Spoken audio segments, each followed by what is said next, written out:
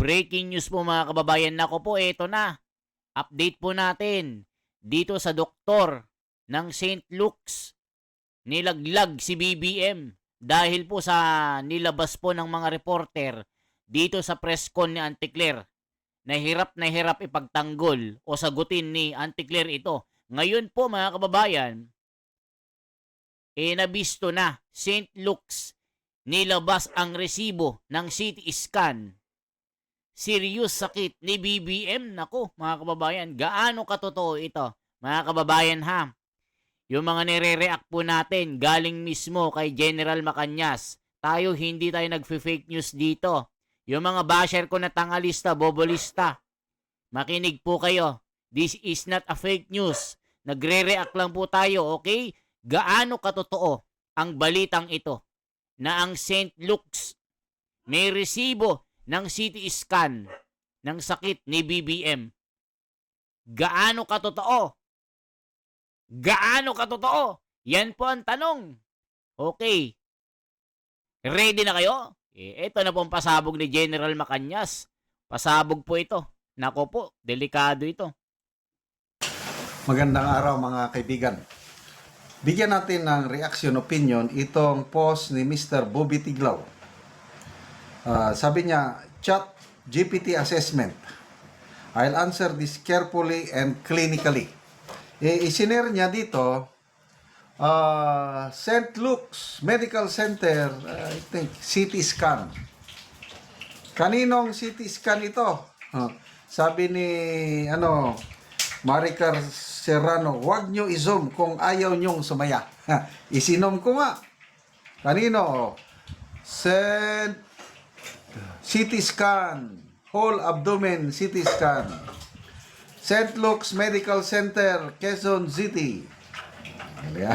Kailangan i-zoom natin kaninong CT scan ito. Bakit? Ito na, mabasa na natin. Patient's name. Marcos Ferdinand Jr. Romualdez. Ito na, klarong resibo. CT scan.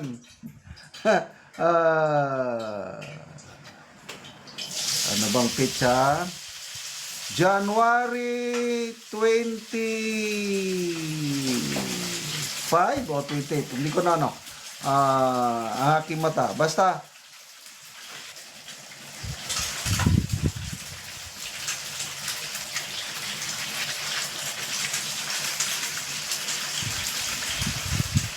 impression. Dito na tayo. Impression. Ano yung findings? Severe sigmoid diverticulitis. Severe, severe. Malala.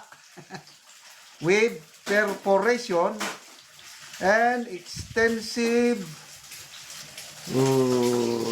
medical term. Hindi ko ma-flag mo, extensive. Indicating clinical deterioration.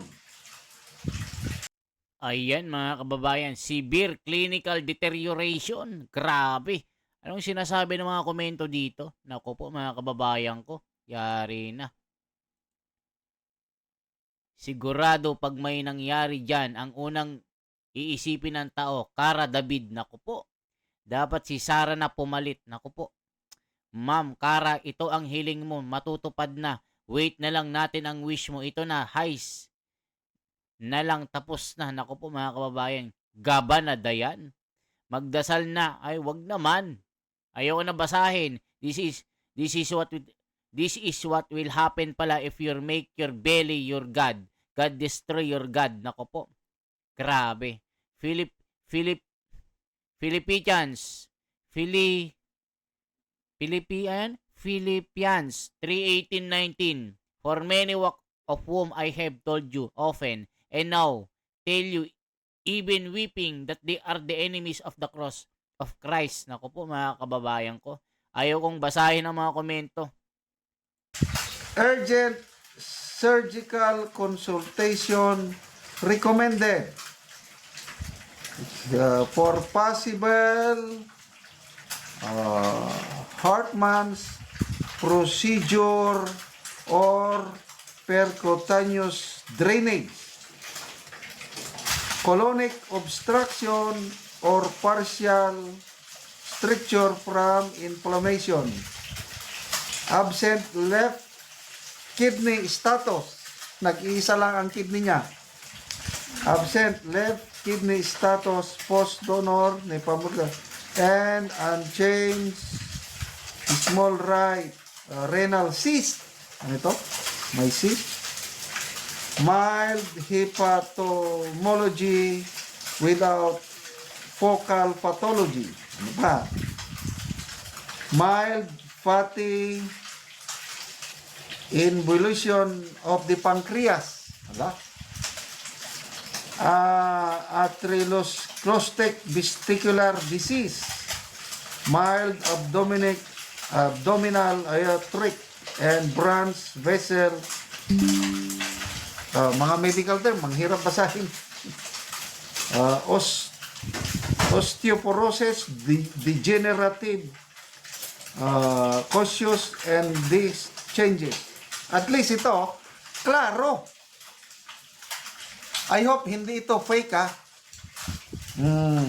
Unang nag-post dito kanina si Optic Politics, sabi niya, nakatanggap ako ng medical document, CT scan, na ito, ipinaliwanag na kailangan ng immediate surgery. Parang ito. So ito, ipinaliwanag ni Mr. Bobby Tiglao through ChatGPT assessment. Short answer. What does it mean? Summary. Ito na yung parang medical bulletin. At least, maintindihan na natin ang tunay na kalagayan sa health ng presidente. Okay. The prognosis is serious. Okay. Delikado. Sabi ng Malacanang, he is fine. Serious but, okay, potentially survivable provided there is immediate and appropriate treatment. Without urgent intervention, the condition described is life-threatening. Okay, kung ordinaryong mamamayan ka lang, wala kang pera, ganito ang sakit mo, life-threatening. Ngayon, kay presidente man siya, inaasikaso, pwede siyang mag-survive. Kaya kayo dyan, yung mga nagsasaya, Cara David, huwag kayong magsaya dahil pwedeng makasurvive. Pasensya na lang kayo. What the city findings mean? Ayan mga kababayan, wait lang ha. Ito po mga kababayan, naku, ano ba ito? The crisis is no longer medical, it's political. Nako mga kababayan, ano ito? Hanapin nga natin yung ito. Republic when medical secrecy becomes constitutional sabotage. Nako po. Bigyan mo pa po ng GPS si Vince Dizon para matunton ang Ilocos Norte. Nako mga kababayan. Mukhang may bagong titulo si BBM, Dr. ayon kay Auntie Claire. Mas tama raw ang salita niya kaysa sa mga professional na may medical board exams. Fascinating claim. Nako po mga kababayan. Yan o. Mas maaasahan ang pahayag ng Pangulo sa kanyang kalusugan, Castro. Nako po mga kababayan ko. Yari na. Matindi po ito. Medical emergency. The patient has ruptured infected colon and spreading abdominal infection. Surgery is likely he has only one kidney and enlarged liver, fatty, pancreas, artery disease, and weak bones. That is not minor. That is a medical emergency. Naku po mga kababayan ko. Matindi po ito. Hindi po natin makita yung medical CT scan niya ng St. Luke's para makita nyo po ng malinaw. For prognosis. The dominant prognosis determining finding is this. Severe sigmoid diverticulitis with perforation and extensive mesenteric phlegmon with clinical deterioration and urgent surgical consultation recommended. Possible Hartmann's procedure or percutaneous drainage. This place the condition in complicated diverticulosis.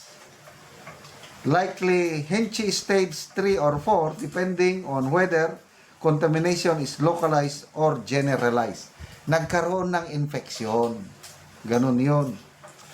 Prognosis by component. Perforated sigmoid diverticulosis most critical. This is not a mild or self-limited condition. A perforation means bowel contents can leak into the abdomen. That means may risk ng sepsis. Without surgery or drainage, high risk of septic. Mga kababayan, na ito po mga kababayan, the situation demands immediate transparency and oversight to prevent further risk to public service. Ito po mga kababayan, mayroon pong nilabas itong Almer Garrido Casio. Ito po, meron pong post dito. Ito po mga kababayan na ipapakita ko sa inyo para po malinaw. Ito po. Ito po mga kababayan, ang nagpost po si Almer Garrido. Almer Garrido.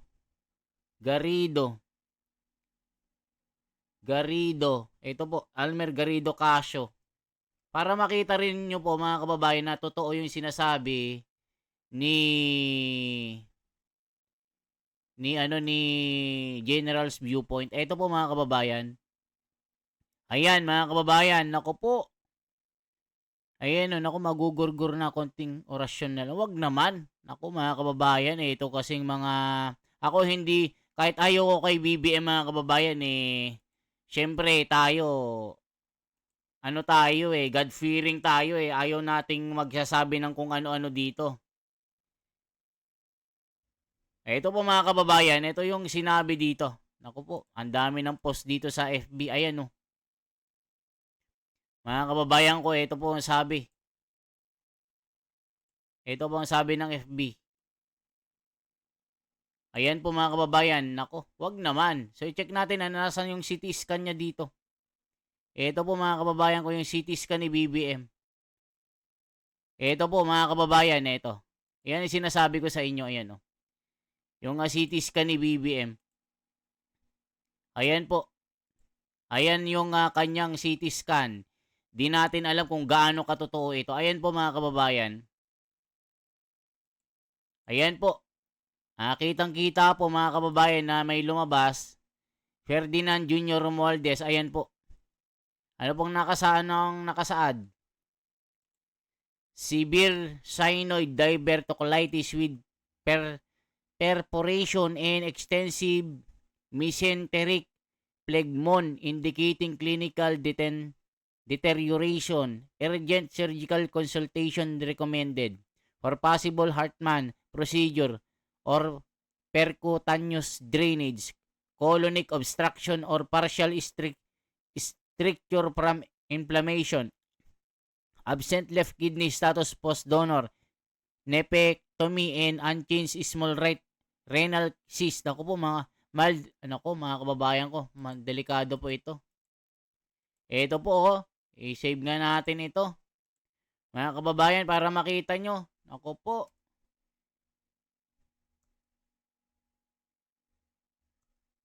Yan. I-check na natin para malinaw ito. Mga kababayan ko, ito po. I-check po natin yung malinaw. Naku po mga kababayan ko. Ito na. Ito na yung sinasabi nila. Naku po, PBBM.